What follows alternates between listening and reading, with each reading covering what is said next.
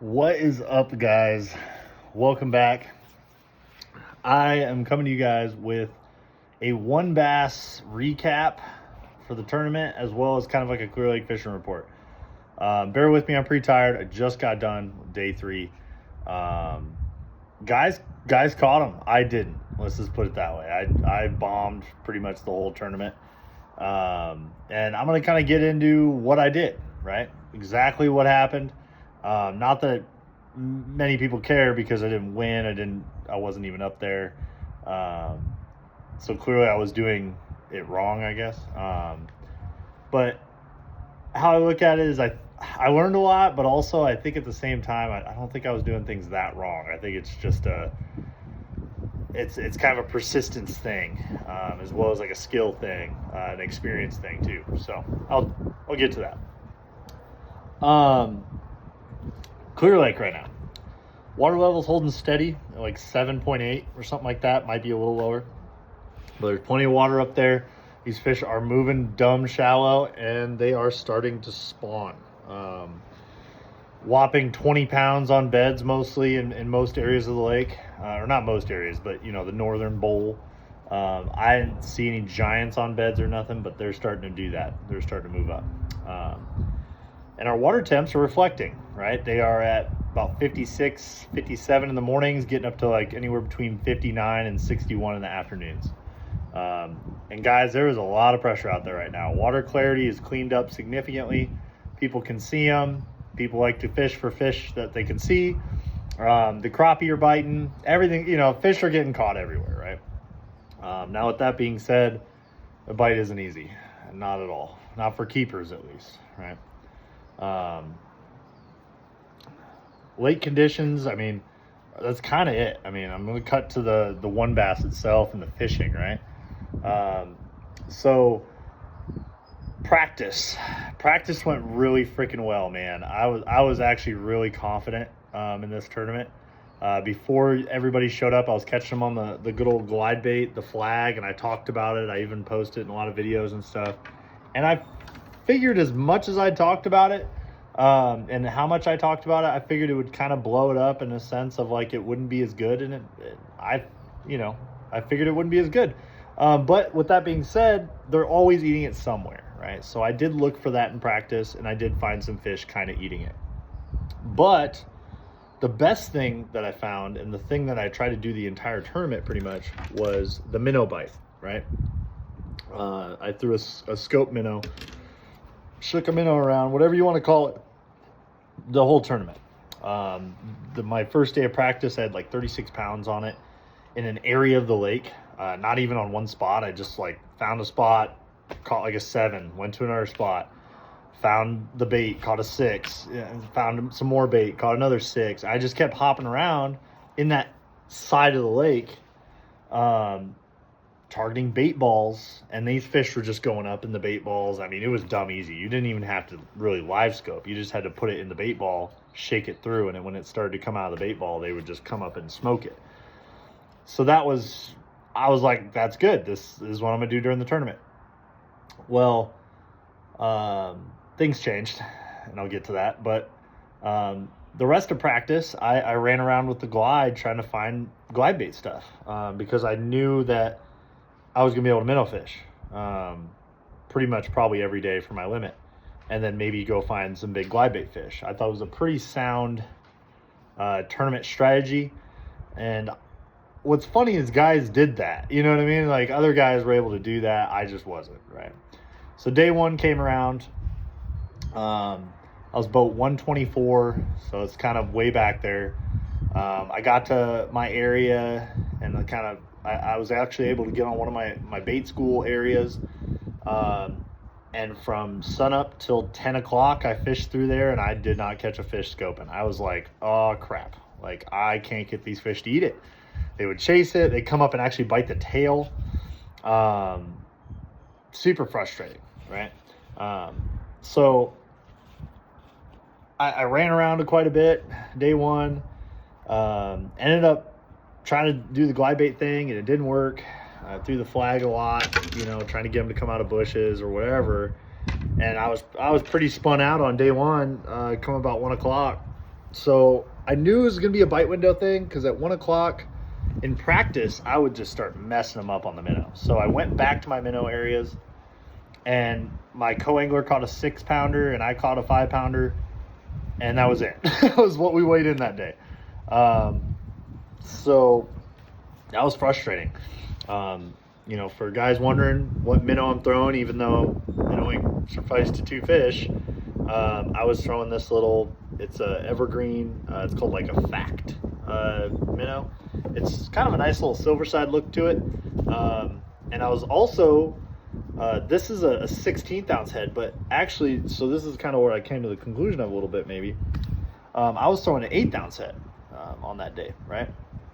And it was sinking down through some of these bait balls, and that was another problem. I was fishing bait balls and stuff. I need to be fishing other things. There's roamers, there's big roamers everywhere. I need to target individuals, and I started to figure that out, right? So after day 1, I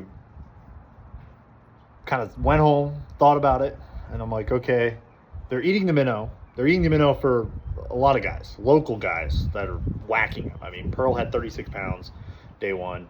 Another guy had like 38 pounds with a 12-pounder, and I don't know how he caught him, but he caught him on the minnow. I guarantee you. Like, there's just you don't catch that kind of weight without the minnow. You know what I mean? Not the way the fish were setting up and everything, right? So, yeah.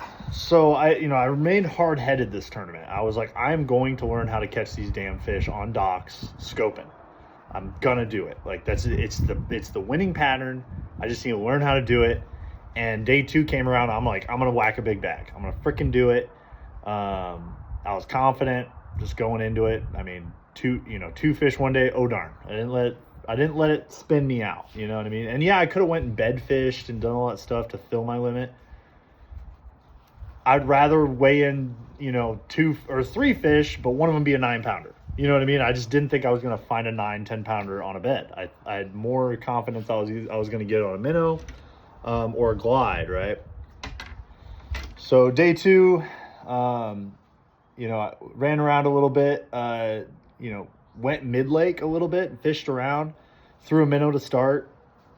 Came to the conclusion that I couldn't find any schools down there or fish that would eat the minnow. So came back up north and went to my area. And once again, freaking I actually saw them this day, right? And they were just kind of moving around. Big roamers were cruising on the surface. You could see them with your eyes. And at noon, I had one big roamer start coming up on my minnow. Finally, I think we had like 2 fish in the boat at that time, and neither one of them came on the minnow. I think one was like on a drop shot or something like that, right? Or one of them came on the minnow. I don't know. Anyways, big roamer started coming up on my minnow from way out in like 12 foot of water. I was like, oh, hell yeah, this is a big one. The mark compared to my minnow on the graph, I'm like, that's every bit of 7 to 10, let's say, right? Because that's my gauge. I've seen enough of them all winter long to know a little bit how big these fish are, so I at least have that experience with scoping. But I was struggling getting them to bite those big roamers. I mean, they would come up, bite my tail. Like, I was trying to play keep away with them a little bit. I was trying to just do it real slow and coach them into it. Neither one was really working for me. I think it was just the area I was in for the most part. But this one followed it all the way down, followed it up. I mean, I'm like bringing it around everywhere trying to get this fish to eat. The reason I went down is because I had to slow it down because he was going to shy off it. So he ended up following it back up, and I'm like, okay. And right at the trolling motor, I start to see my minnow, and I'm like, dude, this fish is like meeting my mark on the live. And I look down, I see my minnow, and then I see this mouth just eat it. And the fish just stops, and it's like freaking, dude, it's so big. And I like lean back, and I'm like, oh, I got her. And it goes, snap. And I'm like, cool, that's great. So broke off a freaking absolute toad. I don't know how big it was. I mean, you could guesstimate 10 pounds, whatever. I didn't come in the boat. Could have been freaking 6 pounds for all I know. But I think it was bigger than freaking 6. When you can see the belly from above, that type. So that hurt my feelings big time. That was at noon. So we had 2 fish. It was 12 o'clock, and there was guys bed fishing, running around. I'm like, dude, I could go up there and just go freaking find some bed fish, fill my limit. And I was like, no, I'm not going to go bed fishing. I just can't. I put down the minnow. I probably, I thought maybe I could stick a toad. As they're moving around, I had another 8-pounder come up on it in the surface too later on. I just could not catch him. And that's kind of the moral of the story. I didn't catch him, in a sense, right? Caught one more, though. I did catch one more. So we weighed in 3 fish that day, I think for like 13 pounds or something. I don't know. And then today, same story. Freaking fished. I ran all north, though. I ran all the docks I possibly could. Hopped around a ton. Minnow fish the hell out of them. I mean, I caught 12 inchers, 12 and a half inchers, because 13 inchers would have been a keeper, but and I had them all, like, big ones come out from docks and just come up on my minnow hot, do laps around it and freaking swim away and bite the tail. That was the most annoying thing. I mean, they bit the tail, but then I thought, I'm like, okay, like, we know they want it high. I knew they wanted it up in the water column, the first like foot of water. So I went to, to a 1/16 ounce head. I did that on day 2 and caught that last fish. And then also on day 2, that last fish, no, day 3. So day 3, I started, I'm like, okay, maybe they don't like the head, right? So I put on this hover stroll deal, right? No head, maybe a little bit more finessey, 8-pound test. I also dropped my line down a little bit and caught like a 5. And I caught like maybe, I don't know, it was a 5.5. I didn't weigh any of my fish this whole tournament. I didn't even bust out my scale. So yeah, that's freaking sad to say, but I have no idea what I caught really. That's pretty upsetting. But I busted out that sucker, was kind of working under those docks, skipping it. It skips way better too. That was another part. I was skipping it way back there and ended up getting like 2 good fish back to back on the kind of same stretch I've been fishing. And that's it. That's all I could get to eat. I just couldn't get any of them to go. They would follow it, and it was frustrating as hell, and ran around a bit. At the end of the day today, we kind of went into Adobe. I tried to like kind of run some old water a little bit, and I watched a dude catch like a 5.5, and I'm like, great. So you literally can't kill that spot. It's just impossible.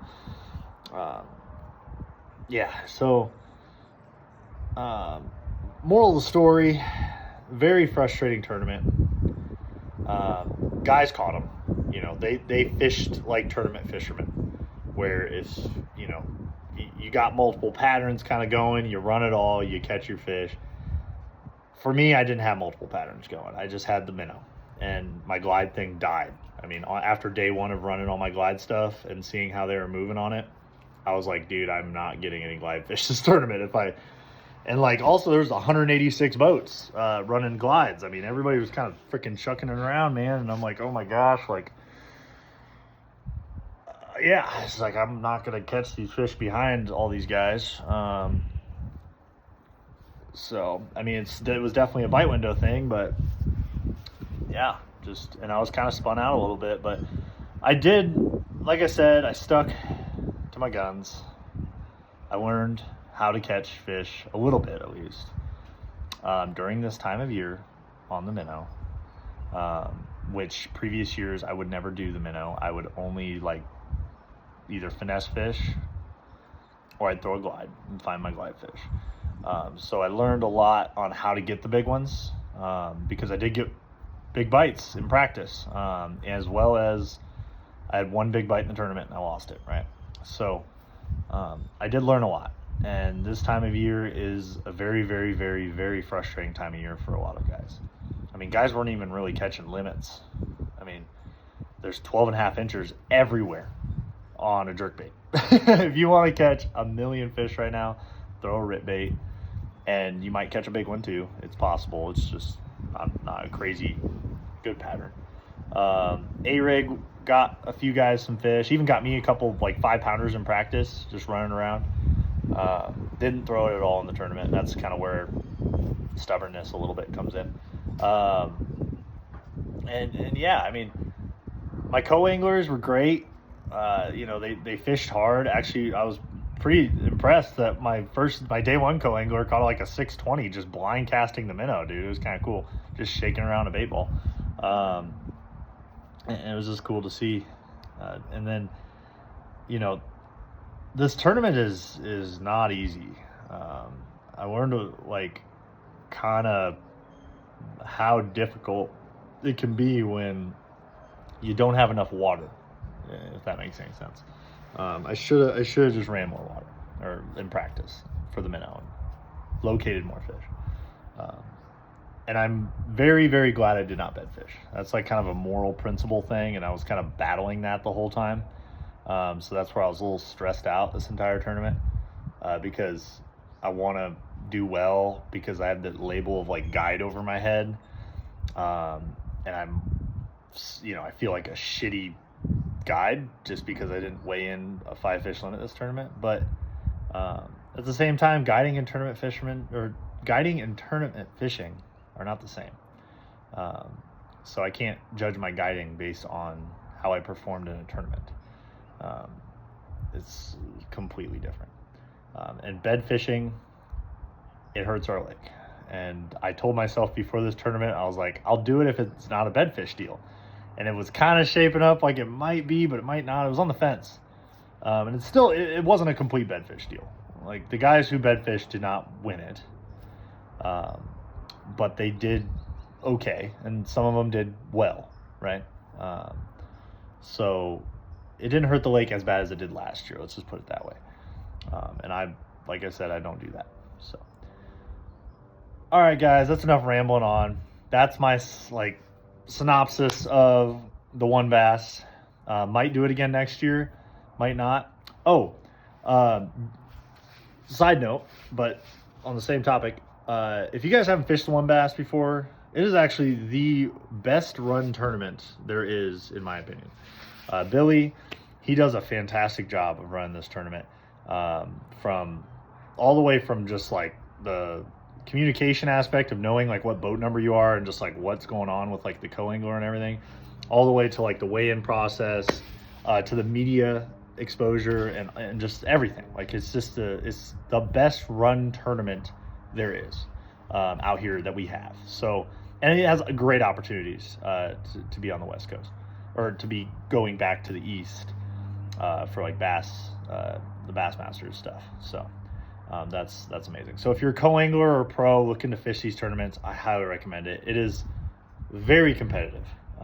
If you are not, if you don't think you're able to do it, compete, you know, don't do it. But at the same time, how do you know? Like, you got to jump into it and try, right? And there's people on the couch right now watching this video being like, I would have had 25 pounds every day. Well, you know, you weren't out there, so how do you know? And that's kind of how you have to look at it. The guys that did catch them, you guys are great. You guys are fantastic fishermen. You adapted well, and fucking touche, man. You guys freaking killed it. And I haven't seen who won it yet. I'm actually making this video before the weigh-in's done.